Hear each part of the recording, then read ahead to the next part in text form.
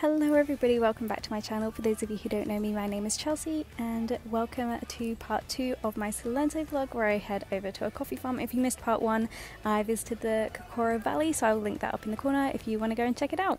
Good morning, we are currently at the bus station in Salento just because Sunny and Tina want to book their bus to Medellin, and now we're going to be off to a coffee farm, but the actual bus stop is like really cute inside so I wanted to come and have a look.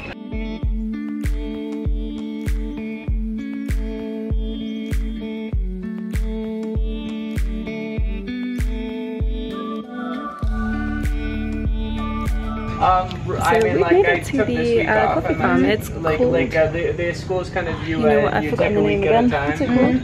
Yeah, you how do you pronounce it? Las Acacias? Yeah. Las Acacias? I'll insert the name because I'm not sure how you pronounce it. But that's the coffee farm that we've come to, so we had to wait like 10 minutes until the next tour in English. Yeah, I'm excited to learn about coffee, see how they grow it, and see how they like produce it and stuff. So, and also hopefully try some coffee afterwards as well. Where is coffee originally? Ethiopia? Yes, you're right. Basically, coffee is from Africa, more specific from Ethiopia. From Ethiopia, coffee went to Yemen, and in Yemen there were a lot of coffee plantations, okay? Then a Dutch person went to Yemen and took some seeds and planted them in the Amsterdam Botanic Garden, okay? But most of them didn't grow because Holland, as the same way as a lot of countries in Europe, don't have the tropical environment that is necessary for the good development of the coffee trees, okay? And then, thanks to a peace process between French and Holland, some seeds were given to French, and French people basically send the seeds to Martinica and Guayana Francesa, that those are French colonies here in South America. When they did that, coffee came here to South America, and in that way the coffee started spreading for South America. Okay, so that's why we have coffee nowadays.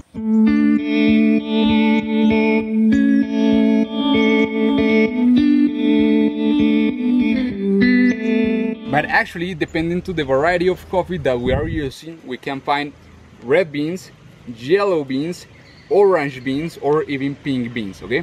But the most common are those, the red beans, okay? Gracias.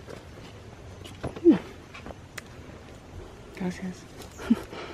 And now you have the seeds, and if you want you can test it, but just test it, don't bite it and don't eat it. Oh, okay. Wait, what did the actual seed? The seed. Wow, it's good. It's good? Yeah. Fruity? Yes, and what else? Sweet. Yes, right, it's sweet. Slimy. Slimy, yeah. A little. And actually the seeds are sweet because we use Arabica coffee.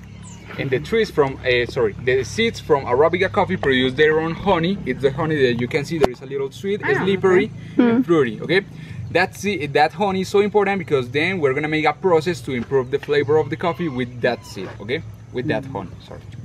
So now, you have the seeds, right? So, do we spread it out? You will make a little hole and then you plant a little coffee seed, okay? And cover it.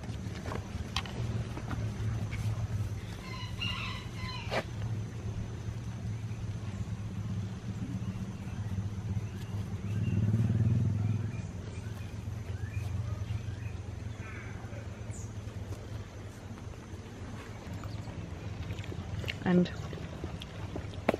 so guys, it is nice, but it tastes like a plant. not.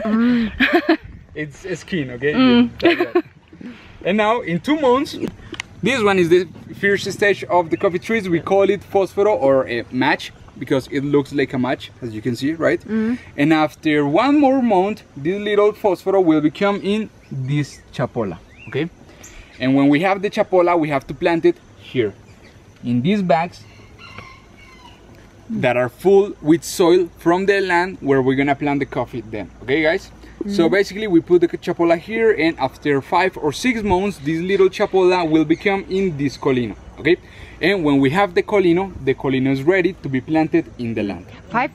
Between 5 and 6 months, right? Yes, yeah, more or less. Just to get that from this to this, okay? This, yeah. Because in total you have to wait around 8 or 9 months since you plant the little coffee seed until you get the colino. It's like a baby. Okay? The first stage is this one, the flower.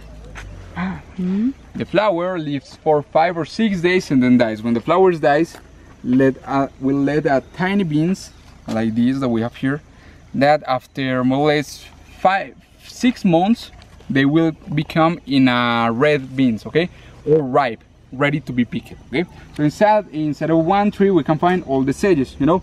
We can find flowers, tiny beans, green beans, or ripe beans, okay, like those. For example, this tree, instead of produce red beans, produce yellow beans.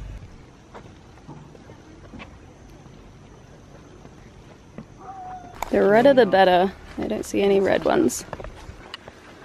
I see flowers. Ah, this one?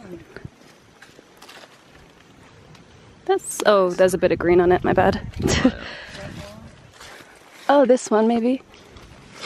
Yeah, that's red. Oh, they're still green. I see it and I'm like, yeah, that's a good one. Are you finding any? Yeah, I hear. Yeah? Oh, there's a good one. Oh, yeah, that's a good one. Nice. The others are like something. Yeah, oh, you've got loads. You've got a lot of good ones. Oh, yeah.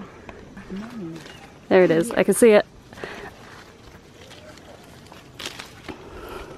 Nice. Oh, we're doing good. Yeah. We've got loads of. I'm proud of us. I want to see this big one. You want to hold on to the Look at this back? huge bean. Oh, yeah. Oh, careful, I think I filmed that. Okay, for example, here we are in 1,700 meters. It means that we are in a really good altitude for have these trees, okay? And guys, in Brazil also produce coffee, right? But they use Robusta coffee. Robusta coffee needs lower altitude and like a hotter weather for the plants, okay? That's why in Brazil they produce the coffee in flat lands. And thanks to that, they can use machines to collect the beans.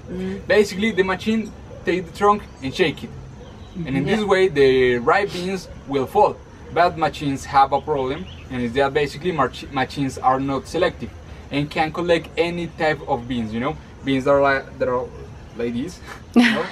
Or overripe, you know, that or affected with soil illness, and that affect the final quality of the coffee, okay? Here in Colombia, we cannot put a machine here because the machine will fall down, you know. That's why we are obligated to collect the beans by hand, okay? And actually, I've seen farms that are like this, you know, almost like a wall, you know, are too deep, steep, sorry, that the pickers have to tie a rope to the trees for don't go, okay? And when it's raining, the coffee plantations become too slippery. And if it's so slippery, you can fall easily, and if you fall, you are gonna throw all the beans that you collect. And if that happens, you have to start collecting again, because if not, you're not gonna get money. Because during the harvest season, the pickers are paid depending how many kilograms of coffee they are able to collect. Okay, they are paid with 1,000 Colombian pesos per 1 kilogram of coffee. That is not too much. No, that's not a lot. How many kilograms does like an average picker get in one day? Try to guess. 20. 20 in one day. No. No. What about you? Maybe like Maybe. 5, 4 or 5? 3 or 4. 3? Okay, remember that 1 kilogram is 1,000 1,000, okay? Is one basket 1 kilogram? Roughly? More or less 2 kilograms. Oh, okay. Ah, okay, you're then probably more. Like 100. 100? Okay. You? What you said? What you say? I think I go for more. 17. 17? Okay. 25? 25? I said 21. 21, you? 35. Okay. But okay, you're the closer. Because the pickers used to collect between 100 to 160 kilograms per day. Wow. Wow. And yes, we can say that, wow, that's a lot. And actually, yes, that's a lot of coffee. But it's because the pickers, okay, the most of people that are nowadays are picking the beans here in Colombia are people between 50 to 70 years old. Really? Yes. So old. And they Yes. climbing in the mountain. Yes. Wow. And they are really, really strong. Actually, they are stronger than all of us, Yeah. okay? Built And differently. obviously they have a lot of experience because all their lives they has been working in the Yeah. coffee plantation.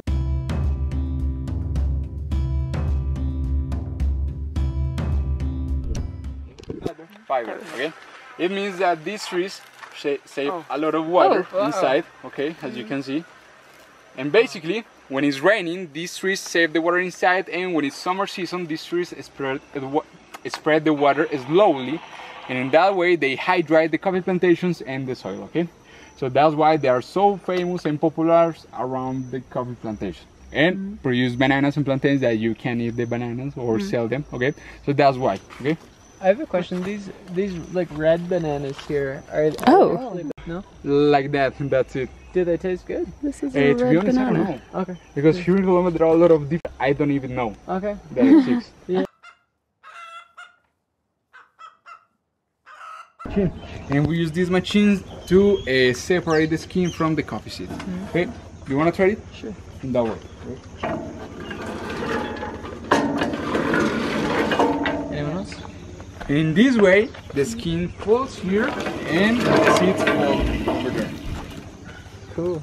More modern machines that makes this process easier and faster. Yeah, And alright. do you still have to do it by hand with the modern machines or no? No, the other machine is with motor. Okay. With a motor. And that one, it's manual, basically.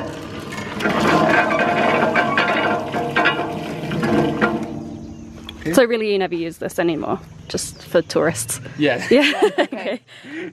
You're completely right. Yeah. And then this is the real one. As you can see, this one is bigger and it has a motor, and with the motor it's not manual anymore, you know? And basically this machine has this other thing that is a saranda. So it's like a colander, we can say it. And with this saranda, basically we're gonna separate the bad things, the bad beans from the good beans, okay? The bad beans that are, for example, overripe are bigger than the normal seeds because the skin it's still covering the seeds, okay? And the good seeds will fall here in this part, and remember guys that the seeds have honey, you know, right? That honey, it's called mucílago. That mucílago is so important because with that honey we're gonna make a natural fermentation process. Basically we put the seeds here and we let them fermentate for 14 to 16 hours more or less, and after that time we have the coffee completely fermented, and we already improved the flavor and the fragrance and aromas of that coffee, okay? When we have the coffee fermented, we have to wash the coffee, and we use water to wash the coffee. We need to wash the coffee completely because we have to take the honey out. And then when we have the coffee washed, it's time to dry the coffee, okay? Do you know how we dry the coffee here in Colombia? In the sun? Yes, because that one is the cheapest way to dry the coffee, you know, and eco-friendly also. Flies away. Oh, little birdie. Oh, bless. So we put the coffee here and we let it dry until the coffee has a level of humidity of 10 to 12%, more or less. It's so important to have a low level of humidity because guys, remember that Colombia exports the coffee and we transport the coffee in boats. And we don't want that during the process the coffee gets worse, okay? So that's why it's so important a low level of humidity, okay? And basically we put the coffee here, and this process that can take between 1 week to 1 month, depending to the weather, you know? If it's hotter, less time, if not, more time, okay? And we use this rig to mix the coffee. And in this way, all the coffee beans will dry at the same time, okay? What happens if it rains? When it's raining, Yeah. we cover it. Oh, these can like slide in? Yes, Okay. okay, we can. Okay guys, so this process, in this process we use machines, okay? It's not manual because you can imagine one person trying to peel 100 grams, Yeah. you know? So that's why, and then after peel the coffee, again, we get this. It's the part of coffee that then we're gonna roast. Okay? So Omar, like 100 years ago, people would have to do it each by hand? But not like this, you know, they have morteros, Okay. you know? Just take the bean And then you just try a little bit of and you can't bite through it. But It not tastes of yet, nothing. okay? Guys, so here we have the two qualities of coffee that you can see: dry, almond, and roast. And this is the same, but that one is the low quality. Okay. Guys, when we have the almond coffee, is this one, it's ready to be roasted, and we have to roast the coffee with high temperatures between 200 to 220 Celsius degrees for 15 to 25 minutes, more or less. Okay, this is not the machine that people use to roast the coffee, because actually this one is really heavy, you know, and we can burn the coffee really easily. Okay, but anyway, we have this for show you.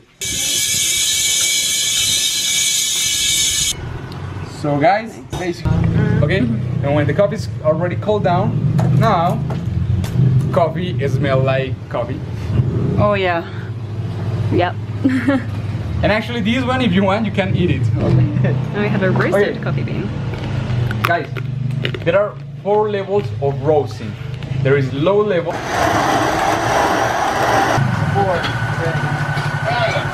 So we just finished the tour around the coffee. We got to pick some coffee beans, learn a lot about like the plantations and stuff, and then like learn about the process of like going through washing it and drying it and then peeling it and roasting.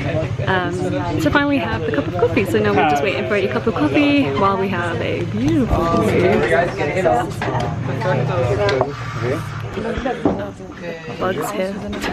If you come to a coffee farm, make sure you have insect repellent because there are a lot of insects. The birds here in Colombia are so cute. I don't know if you can see like these 2 little blue ones. There's been like all sorts of colour birds coming and having some food. Thank you. Got my Americano now. So if you're wondering, the tour here costs 25,000 pesos. What did we name? We named that. What is that, like £4 or something? I think the coffee is included. I don't know, but I think it is.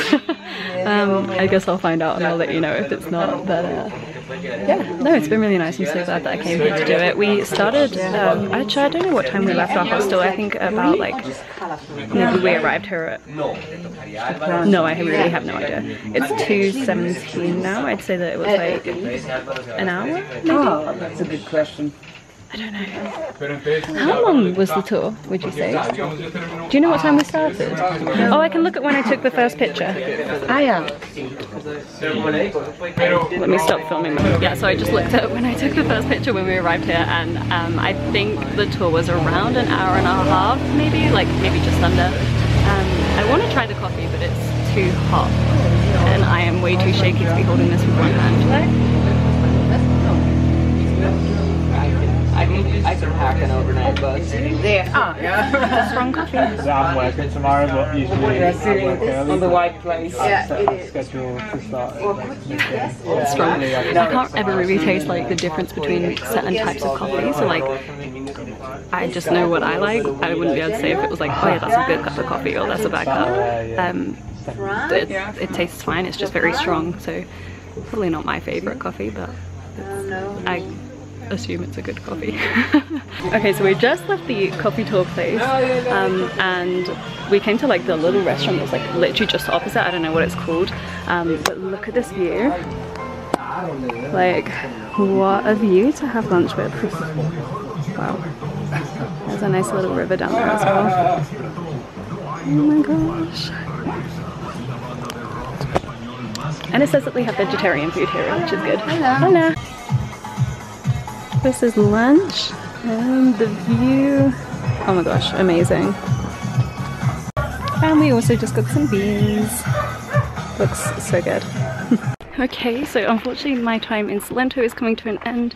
I have honestly had an amazing time in Salento. There's so much more to do here than I thought as well. If you're going to Salento, definitely think about staying for like a week or so, because there's just so many activities that you can do. Like there's the, of course, the Cocora Valley, coffee farms. There's so many coffee farms. There's like a thermal bath that you can do, like horse riding. Not that I want to do the horse riding, but you can do that. like paragliding. Like, there's so much stuff that you can do here that I didn't even know about, so definitely would recommend staying longer than I have. I definitely want to come back here when I next come to Colombia, but unfortunately for now this is the end of my time in Salento. I am now going to be on my way to get the bus to Cali, so I need to walk to the bus station in Salento. Don't really know where it is. And then I'm going to need to get like the public bus, like the ones that everyone uses to get to Armenia, and then from Armenia I'll take I think a coach to Cali, which is about 3 hours, so in total it'll be about a 4-hour journey, so not too bad. Although I did just check the bus schedules and it said that there was one originally at 6:50, but that's disappeared now, so I don't know if the bus is fully booked or what, but I hope it's not, because I don't want to wait until 8 p.m. But also, like, I'm not booking it in advance just in case the 6:50 one is still available. As long as I get to Cali this evening, it doesn't really matter, but I'd rather not have to sit in the bus station for like 3 hours. I'm so out of breath carrying my bags up this hill with the altitude. I am getting acclimatized to the altitude at least. Okay, so I took the bus to Armenia. The beginning of that bus journey was so stressful because there were no seats, and I got on like literally like he had already left, and then I just like pulled it over, and there were some other people who were also getting on, and there were obviously like no seats left, and I had like my big bag, my little bag, and like my stuff like just everywhere. And like I was stood up for like not that long in the end, because luckily someone was getting off quite early and he gave me his seat and like helped me get all my bags through, because the aisles are so small, and obviously when I'm like trying to squeeze past people it's so hard, but luckily he was really nice and he helped me, so I was able to have a seat. But I did have to have my big bag on my lap for like the whole, I don't know, 40 minutes is the journey? I don't know, maybe something like that. Oh no, maybe longer than that actually. I think it's 50. It didn't feel like that long though, but anyway, I am at the bus station in Armenia now. I went over to where it said the Expresso Palmyra bus, and then just asked for the next bus to Cali. Online, on my Rome to Rio app is normally really great for like telling me like where to get buses and which companies and whatever, and showing me the timetables, but it said that the bus to Cali was like the last one was at 4 today, so I like looked on an app called, or a website called Busbird, which has been quite useful, and it said that there was one at 6:50 and then also one at like 8, and then this afternoon when I was ready to leave it said that the one at 6:50 was like just not available anymore. I don't know if maybe you can't book online like more than less than 3 hours in advance or something, I'm not sure, but yeah, basically I couldn't book it. I wasn't going to book it online anyway, but I just wanted to check what time it was. Anyway, I got to the bus station, asked for the next bus to Cali, and it's at 6:45, so don't really listen to what online says. I don't think it's all that accurate. But yeah, at the bus station I got this, like, I don't even know what this is. I mean, it's half eaten because I was hungry, but it's like a warm bread thing with cheese. Like, you can't take the cheese out because I didn't ask, but it was the only vegetarian thing that was like more than a packet of crisps or like biscuits or something. So I have some Pringles left over, and I have some Oreos that I can eat if I'm hungry. But yeah, I just got this. I also got a Gatorade as well for the trip because I haven't drunk much today, so I think I need a bit more. But yes, I'm going to be getting on the bus soon. I think the bus is outside, but I'm not 100% sure. If you want to know, the bus costs 40,000 pesos to get from Armenia to Cali, so it's like, what is that, like £7 or something? It's not too bad. It's a 3-hour journey, I think, so I should be there at about 10 p.m. tonight, so I'll try and stay awake on the bus so that I can sleep when I get there. But yes, I'm excited to be going to Cali. I am very sad to be leaving Salento though, because I have really enjoyed it here. But yeah, I'm going to end the video here, so thank you so much for watching, and I'll see you next time. Bye!